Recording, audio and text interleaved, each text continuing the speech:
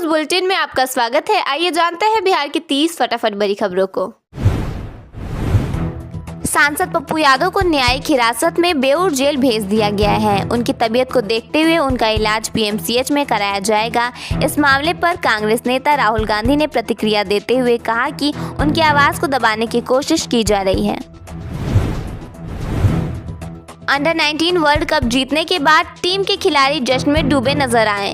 इस दौरान वैभव सूर्यवंशी भोजपुरी गाने पर डांस करते दिखे। वहीं टीम के कप्तान आयुष महात्रे ने भी खुशी जाहिर की। कैप्टेंसी में इंडियन टीम ने 6ठी बार वर्ल्ड कप जीता है। जो भी है वैभव की वजह से। आरजेडी कार्यालय में तेजस्वी यादव का ढोल नगारों के साथ जोरदार स्वागत किया गया।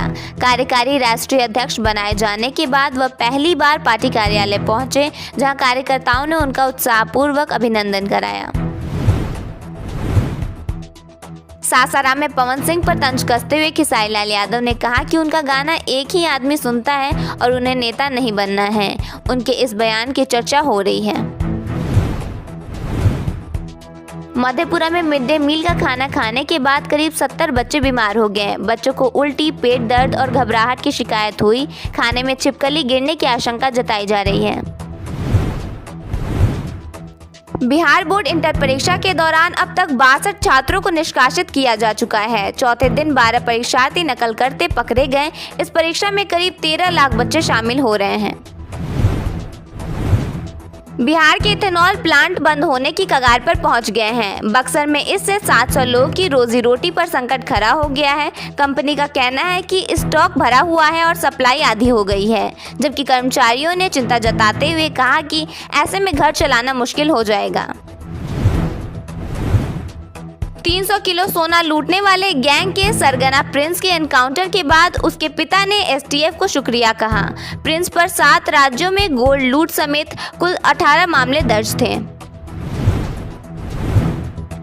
भागलपुर में 2 ट्रकों की आमने सामने टक्कर में दोनों चालकों की मौत हो गई। हादसे के बाद दोनों की बॉडी स्टीयरिंग में फंस गई। दुर्घटना के कारण NH 31 पर लंबा जाम लग गया। बिहार विधानसभा के स्थापना दिवस कार्यक्रम में लोकसभा अध्यक्ष ओम बिरला पहुंचे और डिजिटल हाउस का उद्घाटन किया। इस मौके पर राज्यसभा के डिप्टी चेयरमैन हरिवंश भी मौजूद रहे। मुख्यमंत्री नीतीश कुमार ने 1224 स्वास्थ्य अधिकारियों को नियुक्ति पत्र सौंपे। उन्होंने कहा कि इससे दूर दराज के इलाकों में स्वास्थ्य सुविधाएं बेहतर होंगी। बेगूसराय में ससुराल से लौट रहे एक युवक का शव सड़क किनारे मिला। परिजनों ने उसकी हत्या की आशंका जताई है। वैशाली में सीटीईटी परीक्षा के दौरान हंगामा हो गया। सेंट जॉन्स केंद्र पर परीक्षा पत्र देर से मिलने के कारण परीक्षार्थी नाराज हो गए और विरोध जताया। सिवान में एक छात्रा से छेड़खानी के आरोप में प्रिंसिपल की पिटाई कर दी गई। लोगों ने उन्हें चप्पल जूतों की माला पहनाकर घुमाया और चेहरे पर कालीख पोत दी। आज अधिकांश जिलों में मौसम साफ रहेगा। तेज धूप की वजह से दिन के तापमान में 2 से 3 डिग्री सेल्सियस तक का इजाफा हो सकता है। रात और सुबह के वक्त हल्की ठंड महसूस होगी। बिहार के पशुपालकों का इनकम बढ़ने वाला है। बिहार सरकार की तरफ से खास प्लानिंग की गई है। सीएम नीतीश कुमार ने एक्स के जरिए पोस्ट शेयर कर हर गांव में दुग्ध उत्पादन समिति का गठन करने का ऐलान किया है, जिसका फायदा पशुपालकों को मिल सकेगा। जानकारी के मुताबिक 7 निश्चय 2 के तहत राज्य के सभी प्रखंडों में सुधा दूध बिक्री केंद्रों की स्थापना की जा चुकी है। अब 7 निश्चय 3 के तहत राज्य के सभी पंचायतों में भी सुधा दूध बिक्री केंद्र स्थापित करने का निर्णय लिया गया है। बिहार के सबसे पिछड़े जिलों में से एक शिवहर में चीनी मिल की स्थापना की पहल शुरू हो गई है। सांसद, विधायक और जिलाधिकारी प्रतिमा रानी इस दिशा में सक्रिय हैं। जिलाधिकारी ने 100 एकड़ जमीन की तलाश शुरू कर दी है। यह कदम गन्ना किसानों के लिए उत्साहजनक है और पूर्वी किसानों और पूर्वी चंपारण के किसानों को भी लाभ पहुंचेगा, जिससे क्षेत्र की आर्थिक स्थिति में बदलाव आएगा और रोजगार के अवसर पैदा होंगे। पटना की यातायात व्यवस्था को राहत देने की दिशा में जिला प्रशासन ने बड़ा फैसला लिया है। गर्दनी बाग स्थित धरना स्थल को हटाकर अब मरीन ड्राइव के पास दूजरा मौजे में नया धरना स्थल बनाया जाएगा। इसके लिए करीब 2 एकड़ जमीन चिन्हित की गई है। प्रशासन का मानना है कि इससे न सिर्फ ट्रैफिक जाम की व्यवस्था कम होगी, बल्कि अस्पताल और सरकारी दफ्तरों तक आम लोगों की पहुंच भी आसान होगी। सांसद पप्पू यादव की गिरफ्तारी पर कांग्रेस नेता राहुल गांधी भड़क गए हैं। एक्स पर पोस्ट कर उन्होंने गिरफ्तारी को राजनीति प्रतिशोध बताया है, जबकि प्रियंका गांधी ने पप्पू यादव से फोन पर बात की और उन्हें अच्छे वकील की मदद लेने की सलाह दी। राहुल गांधी ने आगे लिखा, पीड़ित परिवार ने जब निष्पक्ष जांच और न्याय की मांग की तो वही पुराना भाजपा एनडीए मॉडल सामने आ गया।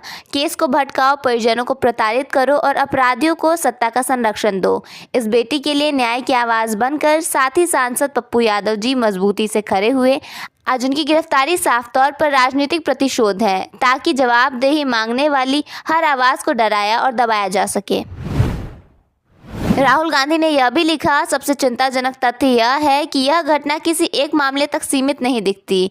यह एक भयावह साजिश और खतरनाक पैटर्न की ओर इशारा करती है, जहां और भी बेटियां शिकार बन रही हैं और सत्ता इस खौफनाक सच्चाई से आंखें मूंद कर बैठी हुई है। यह राजनीति नहीं, इंसाफ का सवाल है। यह बिहार की बेटी की इज्जत और सुरक्षा का सवाल है।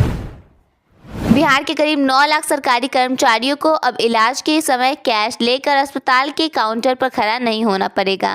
विधानसभा में उप मुख्यमंत्री सम्राट चौधरी ने कैशलेस इलाज की घोषणा कर दी है।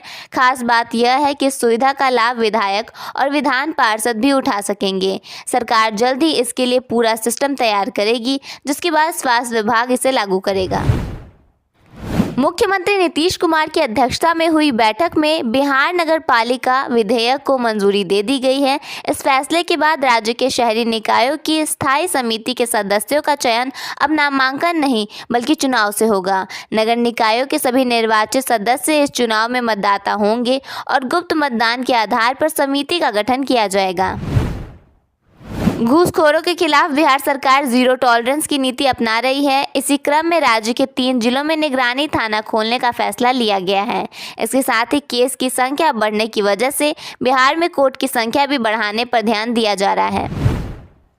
हॉर्न, इंजन और लाउड स्पीकर। पटना की सड़कों पर शोर अब सिर्फ असुविधा नहीं, सेहत और कानून दोनों के लिए खतरा बन चुका है। बिहार राज्य प्रदूषण नियंत्रण बोर्ड के हालिया सर्वे ने जो खुलासे किए हैं वे चौंकाने वाले हैं। आलम यह है कि पटना के पॉश इलाकों का शोर अब इंडस्ट्रियल एरिया को भी मात दे रहा है। रिपोर्ट के अनुसार शहर के प्रमुख चौराहों और ट्रैफिक क्रॉसिंग पर स्थिति सबसे ज़्यादा चिंताजनक है। मुख्यमंत्री 7 निश्चय पार्ट 3 के तहत अरवल जिले की 103 ग्रामीण सड़कों को 2 लेन बनाया जाएगा। ग्रामीण कार्य विभाग ने इसके लिए सर्वे शुरू कर दिया है। इससे आवागमन सुगम होगा, स्थानीय अर्थव्यवस्था को गति मिलेगी और मुख्य शहरों से संपर्क मजबूत होगा। चौड़ीकरण के साथ जल निकासी और गुणवत्ता में सुधार भी होगा, जिससे दुर्घटनाएं कम होंगी और किसानों को लाभ मिलेगा। सारण जिले में पुलिस और रेस्क्यू टीम ने ऑर्केस्ट्रा अड्डों पर छापेमारी कर 9 नाबालिग लड़कियों को मुक्त कराया। यह कार्रवाई मानवाधिकार आयोग के पत्र और विशेष अभियान के तहत हुई। मई 2024 से अब तक कुल 301 नाबालिग लड़कियों को बचाया जा चुका है, जिनमें नेपाल की लड़कियां भी शामिल हैं। पुलिस ने एक ऑर्केस्ट्रा कर्मी को भी गिरफ्तार किया है और आगे की जाँच जारी है। बिहार के IITians के गांव पटवा टोली में वृक्ष बी द चेंज संस्था ने 25 जनवरी को एक नई पहल की। वृक्ष पाठशाला में क्षेत्र की पहली अत्याधुनिक AI रोबोटिक्स लैब स्थापित की गई है। यह लैब ग्रामीण और वंचित छात्रों को आर्टिफिशियल इंटेलिजेंस और रोबोटिक्स की व्यवहारिक शिक्षा प्रदान करेगी। पूर्णिया के मशहूर ब्लॉगर सूरज बिहारी की हत्या मामले में पुलिस को बड़ी सफलता मिली है। ब्रह्मपुरा पुलिस ने 2 वांटेड आरोपियों स्नेहिल झा और आदित्य ठाकुर को मुजफ्फरपुर से गिरफ्तार किया है। पूछताछ में हत्या में शामिल होने की पुष्टि हुई है, जिसके बाद दोनों को पूर्णिया पुलिस के हवाले किया जा रहा है। पटना के नियोजन भवन में निगरानी ब्यूरो ने बड़ी कार्रवाई करते हुए असिस्टेंट डायरेक्टर परमजय सिंह को 5 लाख रुपए की रिश्वत लेते रंगे हाथों गिरफ्तार किया है। ITI संस्थानों के लिए 1.7 करोड़ रुपए जारी करने के बदले उन्होंने 10 लाख की मांग की थी। गिरफ्तारी के बाद उनके घर से 15 लाख रुपए नकद भी बरामद किए गए हैं।